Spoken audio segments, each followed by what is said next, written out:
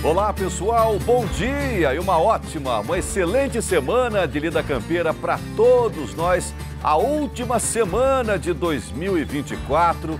Hoje é segunda-feira, dia 30 de dezembro e hoje o Giro do Boi traz uma série de conteúdos para te deixar bem informado sobre as técnicas e tecnologias que ajudam o pecuarista a produzir mais e melhor. Uma delas é sobre a utilização de sombrites para proporcionar conforto térmico ao gado confinado. O verão no Brasil, todos sabem, é bastante rigoroso. Facilmente os termômetros ultrapassam os 40 graus. Se para nós, seres humanos, o desconforto é grande, imagine para o boi que fica exposto a pleno sol.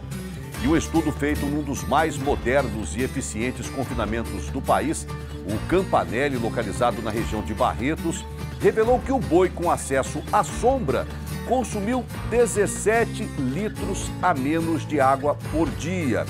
Em uma unidade de confinamento estático, para 20 mil cabeças, esta economia seria o suficiente para abastecer uma cidade com mais de 240 mil habitantes.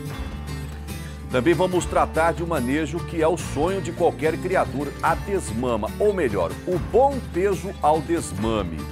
Por incrível que pareça, a média de desmame de bezerros no Brasil para machos e fêmeas é de apenas 160 quilos. Mas tem uma fazenda no interior de Goiás que desmama sua bezerrada com o dobro do peso. É a Fazenda Flamboyant, que desmamou nesta última safra bezerros com 322 quilos de média. Animais tricross, filhos de touro charolês em vacas meio-sangue, Nelore e Angus. Na série sobre pastagens, a professora Janaína Martuccello explica a importância do fósforo para o solo brasileiro. E o também professor Guilherme Vieira mostra como devemos fazer a escolha do animal que será engordado em semi-confinamento. Bora lá, pessoal, o Giro do Boi desta segunda já está no ar.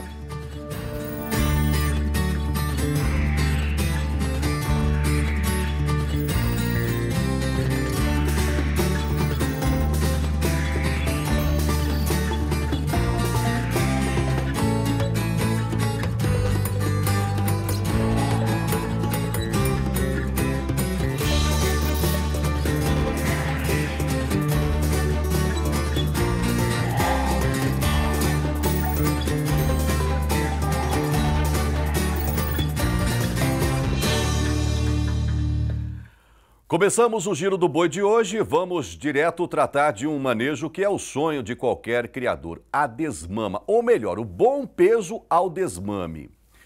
Por incrível que pareça, a média de desmame de bezerros aqui no Brasil para machos e fêmeas é de apenas 160 quilos. E se eu te falar que tem uma fazenda no interior de Goiás que desmama sua bezerrada com o dobro do peso?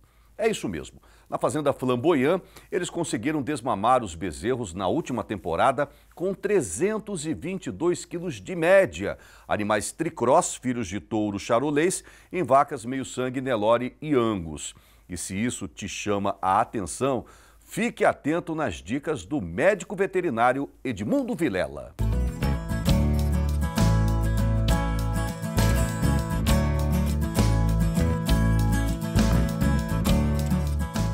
Hoje nós estamos aqui para gravar mais um episódio dessa parceria Canal Rural, Programa Giro do Boi e Lajeado Biotecnologia e Pecuária.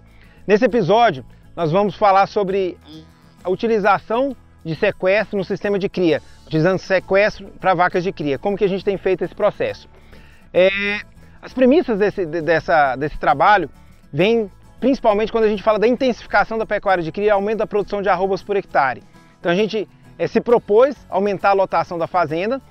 E como a gente já discutiu nos outros episódios, na pecuária de cria a gente tem uma oscilação da carga animal muito pequena durante todo o ano, em que a gente tem uma vaca passando a fazenda durante todo o período, tanto de verão como inverno, de alta produção de forragem, baixa produção de forragem, e que chega um momento que essa produção ela é insuficiente para o que a gente precisa. Quando eu passo pelo processo de intensificação, a gente agrava ainda mais todo esse contexto, porque mesmo que eu invista em pastagem durante o período da seca, o incremento de produção da forragem é muito pequeno, mesmo trabalhando com intensificação, adubação, porque falta luminosidade, temperatura, água para todo esse sistema de produção, certo? Então agora que a gente vai falar. Lembrando que a gente sempre está trabalhando com 3 pilares básicos para tentar aumentar a produção de arrobas por hectare com cria. Então a gente trabalha com a produção super precoce e nessa produção e nessa intensificação a gente tem o que a gente pode melhorar focando no bezerro, o que a gente pode melhorar focando na vaca e na fazenda. Toda vez que a gente discute o bezerro, a gente vê que a gente tem muito pouca coisa para definir a partir do momento que a vaca concebeu. Então a partir do momento que o bezerro nasceu, a gente já discutiu isso, é sanidade, aproveitar, não perder nada e de repente trabalhar com mais ou menos o arroçamento no fornecimento do creep feeding, certo? Então tá bom. Pensando na vaca agora, a gente teve uma autolotação, a gente trabalhou com 3.3, 4A por hectare, 5, 6 cabeças por hectare e agora a gente não tem volume suficiente. O que a gente tem que focar nesse momento? Eu preciso manter uma vaca em boa condição corporal, sem perder peso, focando tanto na próxima estação, para a reconcepção dessa vaca, como toda a parte de desenvolvimento fetal. Então a programação fetal desse próximo bezerro, da próxima safra. Então, nesse momento, a gente está focando quem? A próxima safra. Manter a vaca emprenhando bem, manter um feto em bom desenvolvimento. Pessoal, focando na fazenda agora, o que a gente pode fazer? A chuva parou, a produção do pasto, a produção da forragem diminuiu. E o que a gente vai fazer agora para frente? Como que a gente pode melhorar e manter a boa condição corporal e o bom desenvolvimento fetal? Então a gente já fez uma ação, que é desmamar todas as vacas. Então dia 30 de maio, a gente finalizou todas as desmamas, mesmo os animais de 5 e 6 meses de idade, eles já foram desmamados e eles vão para recria, eles vão para o sequestro, eles vão tomar outro fim, mas hoje a ideia é preservar ao máximo as áreas de passagem para as vacas gestantes, que são as matrizes do ano que vem, é a nossa próxima safra. Esse é o foco que começou, o planejamento da próxima desmama começou agora, certo? E que mais que a gente pode fazer para melhorar e provocar esse esvaziamento da fazenda, para preservar o máximo da produção de pasto para as vacas gestantes? A gente pode também retirar todas as vacas vazias. A gente já fez há 40 dias atrás, identificamos, fizemos o diagnóstico de gestação final da fazenda, retiramos todas as vacas vazias que foram para um outro sistema de terminação, ou para TIP ou para confinamento, mas elas não estão mais junto aqui. Então aqui nós temos só vacas que foram desmamadas, vacas gestantes, para a gente fazer todo o planejamento da próxima safra. Qual que é a próxima etapa que a gente vai fazer? Então a gente já entendeu o que eu preciso de área agrícola, a gente já entendeu quais são os piores passos, a gente faz agora um planejamento de quantas vacas, quantas UAs por hectare eu vou ter nesse módulo. Isso é uma definição. Então esse módulo vai caber 100, 200, 250 vacas paridas por módulo. E aí a gente vem para o próximo passo. DG final, diagnóstico de gestação final da fazenda, finalizou. O que a gente faz agora? Toda a parte de distribuição de parto. E a gente vai alocando de acordo com o que cada módulo suporta e de acordo com a velocidade, proximidade dos partos, quais são os módulos. Dessa forma a gente vai ter, cada módulo ele tem a sua própria maternidade, extremamente estratégico do ponto de vista de sanidade, para a gente ter menor carga infectante no momento que os bebês estão nascendo. Então a gente tem um rodízio na fazenda inteira de maternidade, a gente não tem uma maternidade fixa. Então cada módulo ele tem a sua própria característica, o próprio período de tempo em que eu tenho os partos. Então isso é um processo que a gente fez agora. Então identificamos todas as vacas gestantes que vão parir no intervalo normalmente de 15 dias e elas vão parir junto. Então levo agora todas as vacas gestantes no curral, separo por proximidade do parto, que a gente foca na velocidade de fechamento dos lotes. Por que isso é tão importante para a gente? Isso é a velocidade que eu vou reemprenhar essas vacas na próxima estação. Então vacas que pariram próximo, elas são liberadas rapidamente para o próximo protocolo. Então a gente precisa todo esse zelo e para que elas estejam parindo junto. O que mais que é importante quando eu faço esse trabalho? O meu lote de contemporâneo fica muito fácil. O que mais que é importante nesse processo? Todo o manejo de maternidade, de parição, de cuidado, a atenção da fazenda, a atenção do materneiro, a atenção dos vaqueiros, está todo focado nesse módulo. Então isso passa a ser também uma coisa extremamente importante. O que a gente vai ver na fase final do sequestro das vacas? Primeiro, quando que a gente vai fechar todos os pastos para os animais não terem mais acesso, que a gente já falou, respeitando a altura do pasto, a disponibilidade de forragem. Vai chegar um momento que a gente vai fechar, os animais não vão ter acesso. Para quê? A gente vai focar agora na fazenda de novo. Tirei o foco da vaca e vou voltar a focar na fazenda. qual que é uma das premissas, uma das coisas extremamente importantes dentro de toda a tecnologia, dentro de todo o conceito que envolve o sequestro? Dentro do processo de preservação da fazenda, a gente vai esperar então que tenha chovido de 80 a 100 milímetros e que a gente tenha tido pelo menos 15 dias que começaram a iniciar as chuvas, para que o capim tenha um arranque, um início de desenvolvimento preservado. Isso é o mínimo que a gente quer. Então, pensando na fazenda, no manejo dos pastos, o que vai determinar o final do processo de sequestro é isso. Vamos voltar um pouco agora. O que a gente está na fase final do sequestro? O que acontece nessa fase final também? A parte dos partos. Como que eu determino parto? A gente não quer parto. A gente acredita que saúde de bezerro nessa fase inicial é extremamente importante. A nossa estação de monta, ela vinha de anos dentro do sistema tradicional, em que eu respeitava todo aquele trabalho da Embrapa, que é a data juliana de nascimento, que eu queria aquele bezerro de setembro, outubro, e que isso outubro já está iniciando o período chuvoso. Então é um período que normalmente eu tenho altíssimas temperaturas, nem sempre choveu o suficiente para amenizar o clima, para eu ter umidade relativa do ar suficiente, e a gente começa a perceber um processo de desidratação de bezerro. Então se eu deixar esse bezerro, deixar esse parto ocorrer dentro de uma remanga fechada, a exposição do bezerro ao barro, a carga contaminante, a carga infectante que eu tenho aqui, seja pelo excesso de matéria orgânica, seja pelo acúmulo de bezerro, seja pela diarreia, umidade, eu ponho esse bezerro em sofrimento, que eu posso estar acontecendo esse parto no dia 15 de outubro, que ainda tem os animais fechados, preservando os pastos, e ainda tem essa vaca parindo aqui dentro, então isso dificultaria o manejo. A gente não gosta desse sistema. Então, aquele momento em que eu escolhi um pasto, que ele pode ser prejudicado, ele pode ser estragado, é que aquela vaca vai ter acesso àquele pasto, ela vai ter acesso à área de sombra, ela vai ter acesso a uma condição de parto fora do barro. Então, a escolha de um pasto dentro de cada módulo raciocínado passa a ter uma outra importância agora, que é a qualidade do ambiente no nascimento do bezerro. Isso passa também fundamental dentro de todo o processo de montagem de todo o sistema de produção. Olha aí, pessoal, quanta coisa a gente já passou. Saúde, definição genética, todos esses episódios é para te ajudar a entender e implantar todo um processo de intensificação de cria, não só da produção super precoce. A ideia é deixar mais dinheiro por hectare e eu preciso necessariamente passar por um aumento da produção de arrobas por hectare.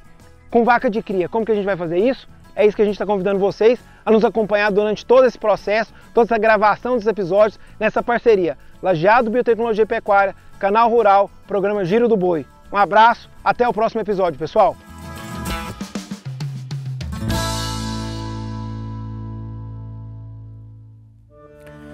A seguir vamos falar dos solos brasileiros, que são muito pobres em fósforo. A nossa especialista em pastagens, Janaína Martuscello, vai nos explicar os métodos de uso do fósforo para a produção de pastagem. Já o também professor Guilherme Vieira mostra como devemos fazer a aquisição de bons animais para serem engordados em semi-confinamento. O Giro do Boi volta já.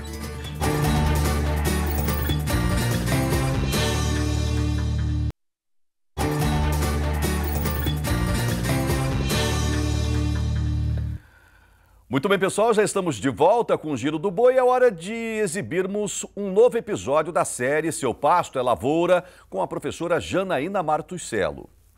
Dessa vez, a especialista fala sobre os solos brasileiros que são muito pobres em fósforo. Aprenda a transformar o seu pasto, deixá-lo altamente produtivo, principalmente através de uma correta análise de solo. Identifique a quantidade necessária de fósforo que a sua terra necessita, entenda a diferença de fósforo de rápida liberação e fosfato de liberação lenta. E boa sorte na sua próxima safra de arroba. Professora Janaína.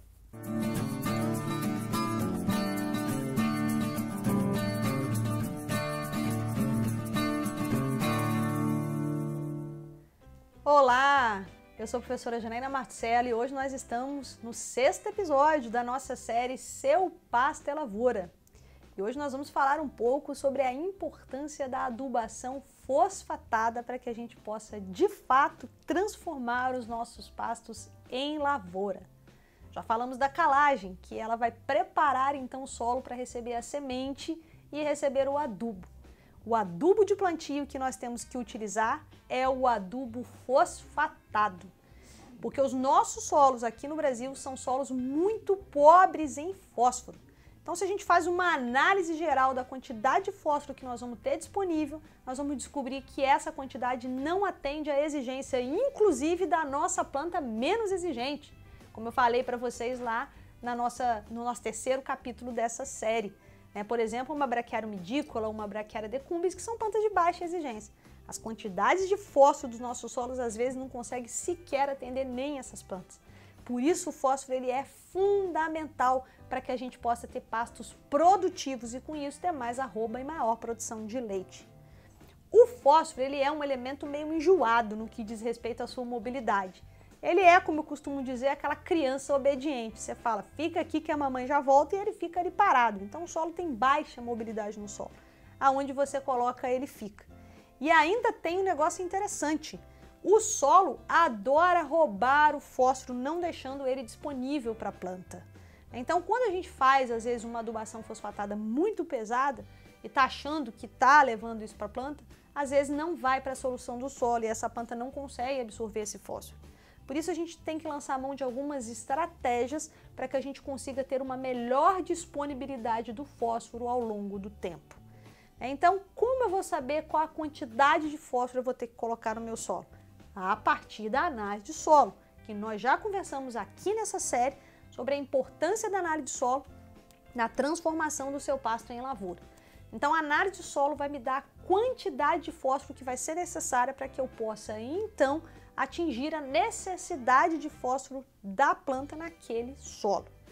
Como a gente está tratando de plantas perenes, não é planta anual. Capim não é planta anual, como, por exemplo, soja e milho, que tem uma marcha de absorção de nutrientes mais acelerada porque ele completa rapidamente seu ciclo. Nós estamos falando de planta perene. O que é uma planta perene? É aquela que se pereniza, que fica ali muito tempo. Um pasto bem formado, um pasto bem manejado e com reposição de nutrientes, ele fica 20 anos tranquilamente, sem perder vigor e produtividade, se você souber ajustar manejo e adubação. Então, como a gente está falando de uma pastagem perene, de uma planta perene que vai ficar ali muito tempo, é importante que a gente sempre utilize uma fonte de fósforo de lenta liberação. Então, se a gente tem uma recomendação de adubo fosfatado, é interessante que a gente combine diferentes proporções, isso de acordo com a textura do seu solo, com a física do seu solo. Fosfato de rápida liberação. O que é um fosfato de rápida liberação? É o super simples, o super triplo, o MAP, com um fosfato de lenta liberação, que é o fosfato natural reativo. Lembrando que não é o pó de rocha. O pó de rocha, ele é a nossa rocha moída, mas nossas rochas, elas são pobres em fósforo. Lembra que nós já falamos sobre isso, que os nossos solos são pobres em fósforo, porque nossas rochas já são pobres em fósforo.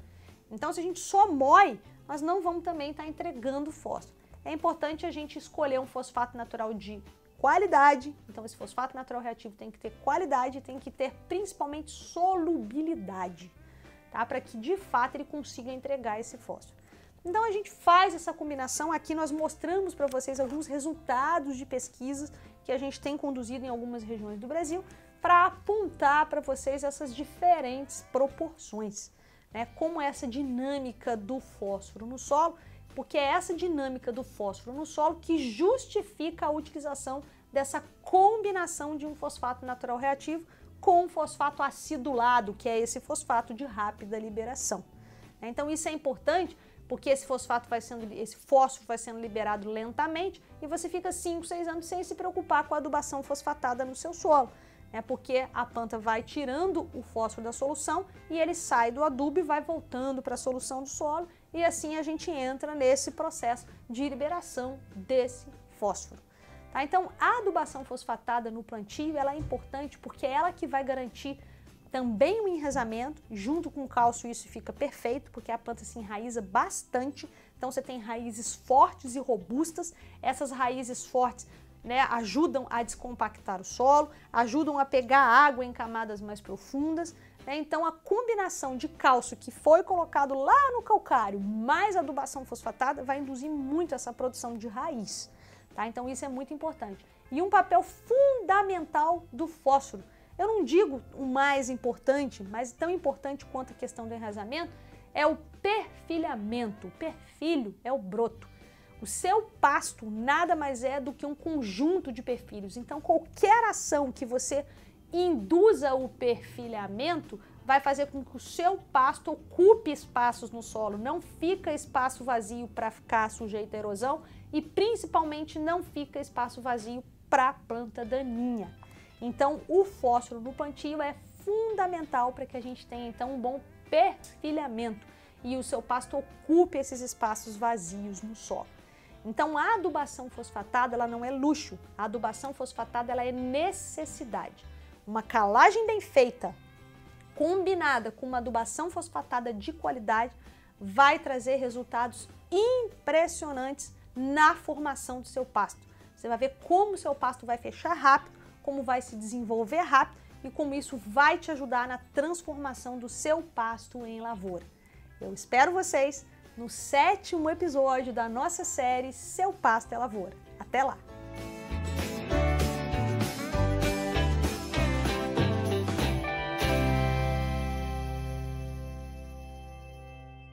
Pois é, pessoal, corrigido o seu solo com fósforo, os pastos ficarão mais vigorosos, não é mesmo? Agora vamos usar este bom pasto para fazer uma engorda intensiva em regime de pastagem num semi-confinamento eficiente.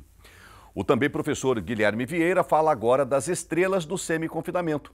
É claro que eu falo dos animais, como eles devem ser escolhidos seguindo critérios de saúde. Eles precisam de uma boa ossatura e musculatura. Segundo o especialista, o confinador também precisa priorizar animais de ótima estrutura corporal.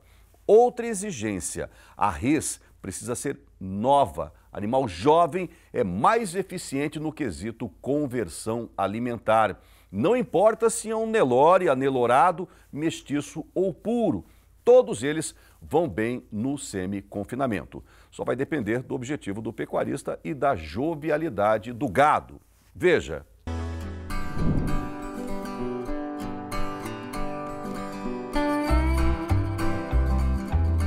Olá, dando continuidade à nossa série Como Produzir um Semi-Confinamento Eficiente, nós vamos falar hoje um item muito importante, que são quais são os animais utilizados para o semi-confinamento.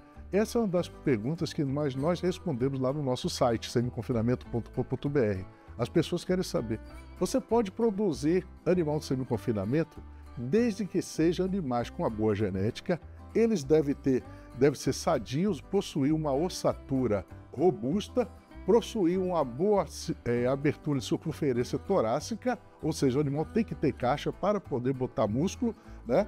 E uma boa conformação cilíndrica, né? Entre o tórax e a região da garupa. Pode ser animais nelorados, mestiços ou puros. Eu gosto muito de produzir animais mestiços, principalmente o bicross e o tricross, pois eles têm um sangue europeu e têm um sangue zebuíno e têm um bom desenvolvimento corporal. Também nós temos hoje, como o nosso Nelore é um Nelore de altíssima qualidade, nós estamos produzindo também muito semi-confinamento com animais nelorados com um bom resultado. Então os animais, eles têm que ter essa boa relação da circunferência torácica para que possam ser colocados músculos. Esses animais, eles têm que receber tratos diferenciados e você, principalmente, você tem que ter animais de boa procedência.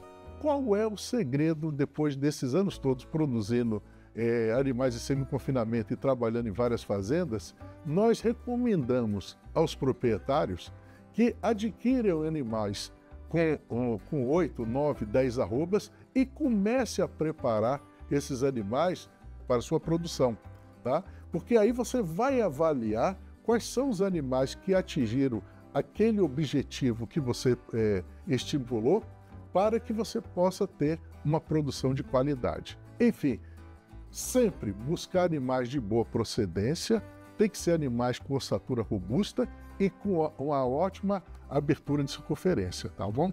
Produzir animais de semi-confinamento é um desafio. Maiores detalhes você encontra lá no semiconfinamento.com.br e nós desejamos muitas arrobas de sucesso e seu negócio.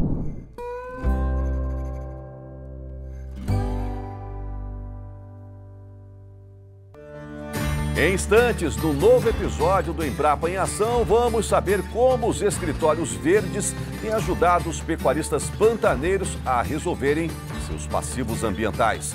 O Giro do Boi volta já.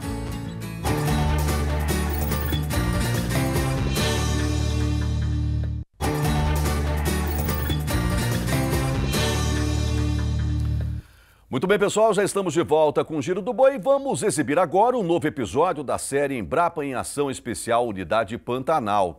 A nossa equipe de reportagem foi até a planície pantaneira tentar entender quais são os gargalos, as necessidades e os anseios do pecuarista para evoluir na produção de carne de qualidade e sustentável. Além de visitarmos a unidade da Embrapa Pantanal em Corumbá, e algumas fazendas nas regiões de Miranda e Aquidauana, também estivemos na unidade frigorífica da Friboi de Anastácio para ver como o Escritório Verde tem atuado para auxiliar o fazendeiro pantaneiro a resolver os seus passivos ambientais, continuar produzindo alimento e contribuir com uma pecuária que atua em sintonia com o bioma. Confira.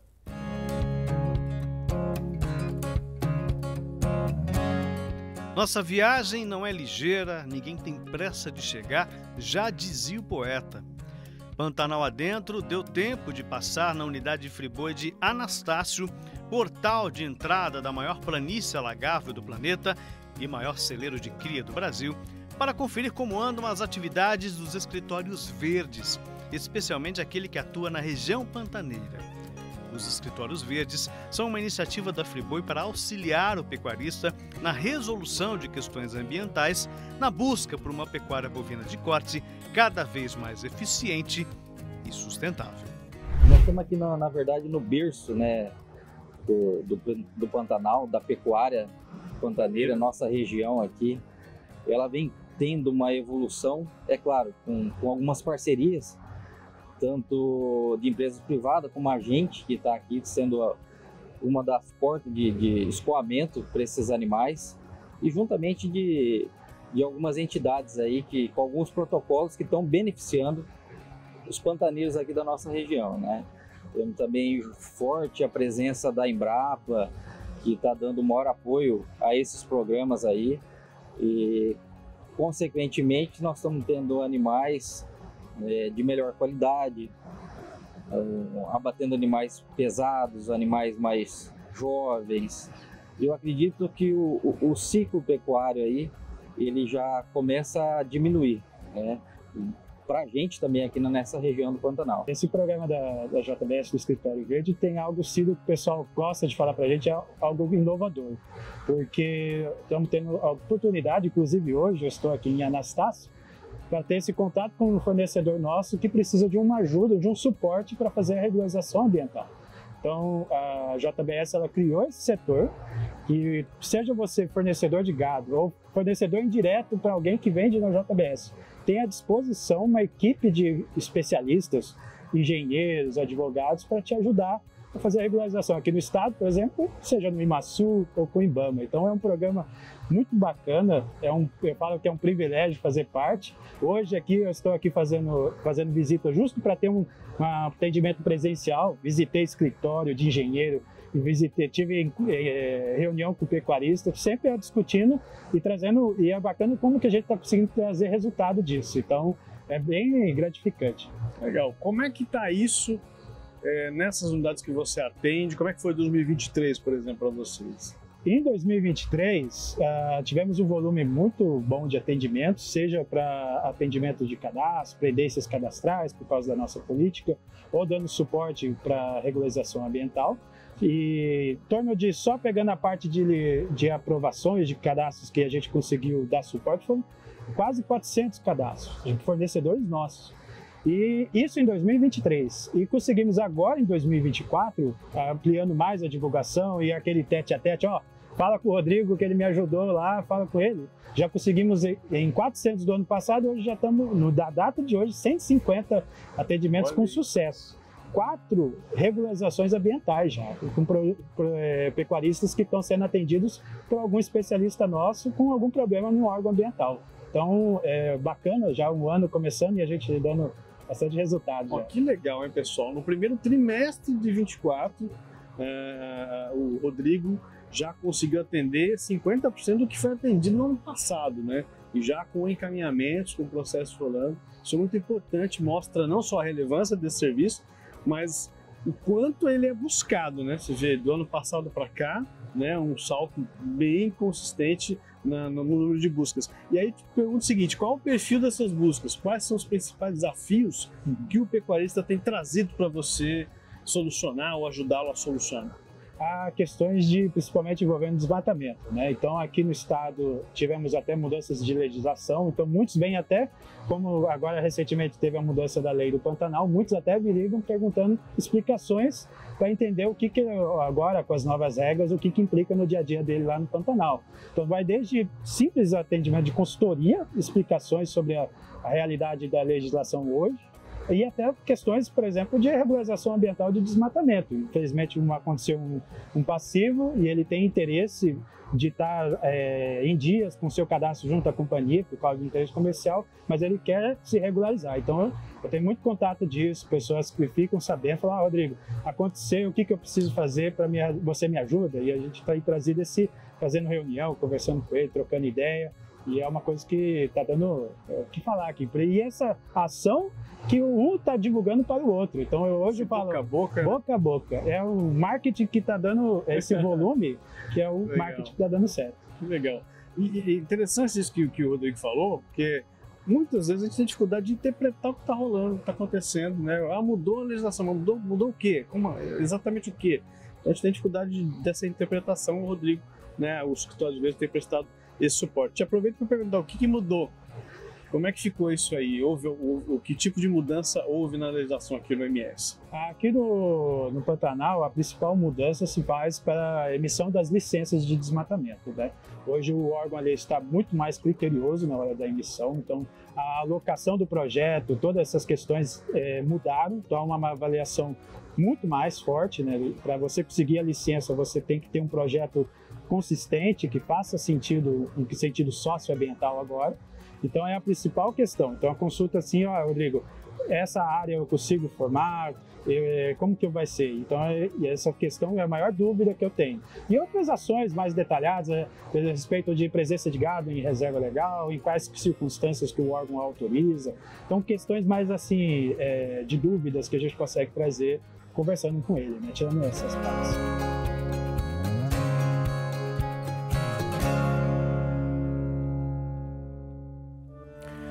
Daqui a pouco vamos falar dos benefícios do conforto térmico em animais confinados. No rigoroso verão brasileiro é comum os termômetros baterem uns 40 graus. Se para nós, seres humanos, o desconforto é grande, imagine para o boi que fica exposto a pleno sol. Um levantamento, um estudo feito num dos mais modernos e eficientes confinamentos do Brasil, foi constatado que animal com acesso à sombra consumiu 17 litros a menos de água por dia. Em uma unidade de confinamento com estático para 20 mil bois, esta economia seria o suficiente para abastecer uma cidade com quase 250 mil habitantes. Os detalhes, depois do intervalo. Até já!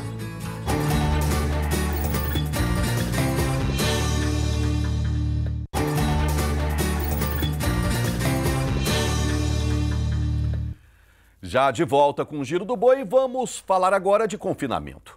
O verão no Brasil é bastante rigoroso, fácil os termômetros batem uns 40 graus. E se para nós, seres humanos, o desconforto é grande, imagina para o boi, né? Para a res, que fica exposta a pleno sol.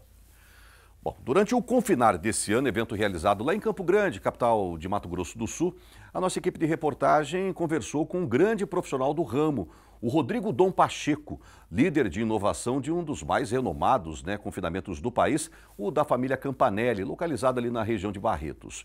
O tema em debate foi justamente o estresse térmico e o consumo de água pelo gado confinado.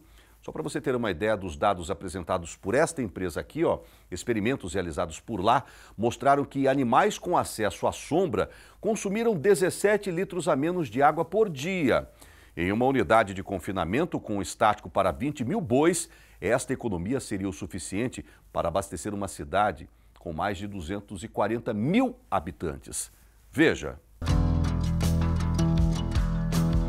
A cerca de 5 anos acompanhamos o início das obras de construção do Centro de Inovação Campanelli, no município de Altair, região de Barretos, no estado de São Paulo. A estrutura é referência em automação, gestão, tecnologia e estudos em ambiência e estresse térmico para animais confinados. Uma importante unidade de experimentos e pesquisas com o objetivo de produzir ciência em um contexto mais próximo da realidade de um confinamento comercial no Brasil. Todo esse trabalho foi tema de uma das palestras durante o Confinar 2024. Me lembro, Rodrigo, do pessoal colocando lá as lâminas ainda, ajustando a altura, ajustando tudo. E a gente hoje está aqui, né, com você trazendo vários dados e informações já dos experimentos realizados por lá. Já tem um tempo, isso que uns 4 anos por aí? Não, Marquinhos. A gente se encontrando aí ao longo da jornada da vida, mas fazem 5 anos já. 5 anos que a gente começou o projeto. E agora vim dar uma atualizada nos dados, né, fazer um compilado, principalmente na parte da sombra, né, que foi a primeira visita que você fez pra gente. Hoje tive a grande felicidade de dar um update nos dados e eu lembro que eu falei para vocês que a sombra, na época que a gente publicou o artigo, economizava ao redor de 3 litros de água por animal. Como era uma época que a gente rodou o estudo, chovia muito, e agora a gente fez o update de um estudo mais prolongado ao longo de 20 meses, eu quase caí de costas quando eu peguei os dados essa semana na mão, e hoje a gente percebe que a sombra, no caso de Nelore, não estou falando de animal cruzado aqui, ela pode economizar na média ao redor de 17 litros. 17 litros. Isso dentro do ciclo ou dia? Média de 20 meses aí, rodando experimento, monitorando, ela economizou na média 17 litros. Aquele cálculo inicial que a gente fez, que 3 litros no confinamento estático de 20 mil cabeças economizaria o equivalente ao consumo de uma cidade de 45 mil habitantes, agora vai para 3 vezes, 4 vezes quase isso. 245 mil. 245 mil habitantes. Então, provando de novo que é um pacote aí que mexe em desempenho, mexe em bem-estar e está diretamente ligado com sustentabilidade, né? Legal, vamos explicar isso. O que é o Centro de Inovações Campanelli, como é que ele surgiu lá atrás e qual que era o intuito desse trabalho?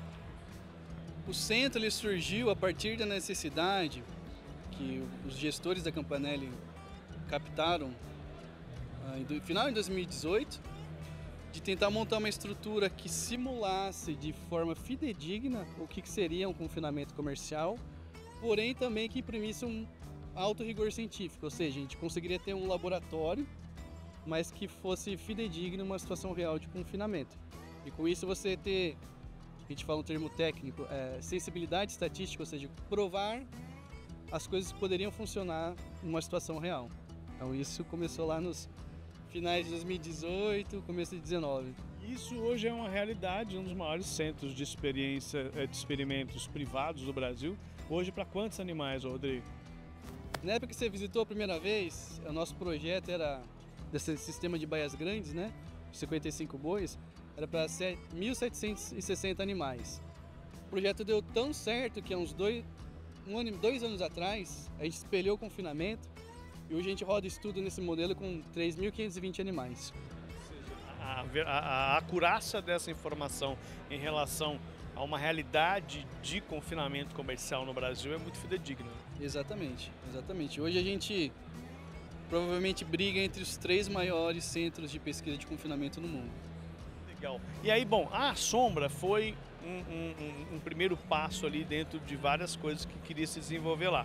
Recapitulando a sombra, então, ao invés de economizar algo em torno do que seria necessário para abastecer uma cidade com 45 mil habitantes, a gente está falando de algo que, né, mais de 240 mil habitantes, ou seja, muita coisa, fora o ganho, né, de carcaça, de qualidade, de entrega, ou seja, você está reduzindo o custo, mas você está realmente também interferindo na qualidade. Exatamente, como eu disse anteriormente, é o pacote completo. Envolve bem-estar animal, como eu mostrei, um dia muito quente, a superfície do curral pode chegar a 50 e poucos graus, enquanto que na sombra não passa dos 35, 38 graus, entendeu? Então envolve bem-estar animal e essa parte de retorno econômico e sustentabilidade, né? Agora, quais são as características dessa estrutura? Porque vocês foram buscar isso até na Austrália, que é bastante reconhecida, né, pelo uso da sombra lá, uma coisa acho que normal, né, ou para lá, ou quase normal, né, em relação ao que é feito no Brasil. Vocês foram buscar fora do Brasil esse modelo, né? A gente fez meio que uma mistura do que o pessoal na Austrália faz, que eles estão anos-luz na frente, mesmo em termos de legislação, né? Lá você é obrigado a tomar atitudes quando tem esses alertas de estresse térmico. O México também tem, uma coisa legal aqui no México, onde que eles usam esse sistema de sombra parecido com o da gente, é a zona de furacão. Então o australiano ele sabe olhar para o animal, tem vários tipos que eles já testaram há muito tempo, e o mexicano sabe fazer uma sombra forte. Então a gente deu uma misturada, deu uma adaptada e criou esse sistema nosso que chama de Smart Shade.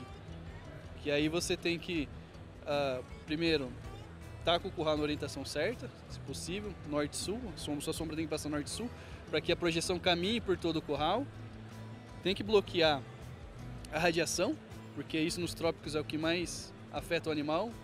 É o diferencial dele ir para o coxo ou não, é o nível de radiação, não só a temperatura e a umidade. E tem que trazer retorno econômico. Então, basicamente, é isso que compõe esse conceito de Smart Shading que a gente deu uma tropicalizada nele aqui no Brasil. Você falou que vocês mensuraram, das primeiras mensurações para cá, o que te impressionou muito foi a questão da água, essa parte hídrica. Exatamente. Nos primeiros dados foram ao redor de 3 litros, agora subiu para 17. Então, nossa senhora, é uma economia. 17 dia ou não? Oi? 17 ao dia? 17 litros por dia.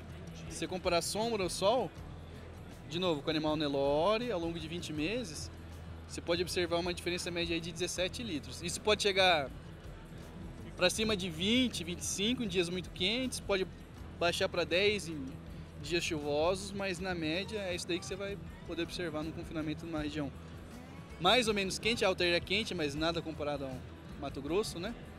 Ou alguns lugares de Goiás, mas por aí você tem uma base mais ou menos de quanto que você pode economizar na sua estrutura de armazenamento de água, né? Não é só isso também, né? Você tem uma questão de população microbiana ali, muita água também não é um negócio tão desejado, tem um pouco disso, né? Exatamente. Uma das coisas que você percebe é que o animal toma mais água, você pode ter uma diluição ruminal. Uma coisa que não está muito bem explicada, mas é um fato que já vimos mais de um estudo, que quando o animal sofre um insulto, isso daí os australianos mostram em alguns experimentos, ele sofre um insulto de calor, o pH ruminal dele muda, não volta ao original. Então, 2 ou 3 insultos é o suficiente para o pH cair e nunca mais voltar. Então, é algo que a gente precisa de mais investigação para ver o mecanismo disso, mas é algo que é recorrente na literatura. Isso vai prejudicar o pH mais baixo, o animal come menos, você está muito suscetível a distúrbio nutricional, como acidose, e entra naqueles pontos cegos que muitas vezes está acontecendo e o produtor não vê.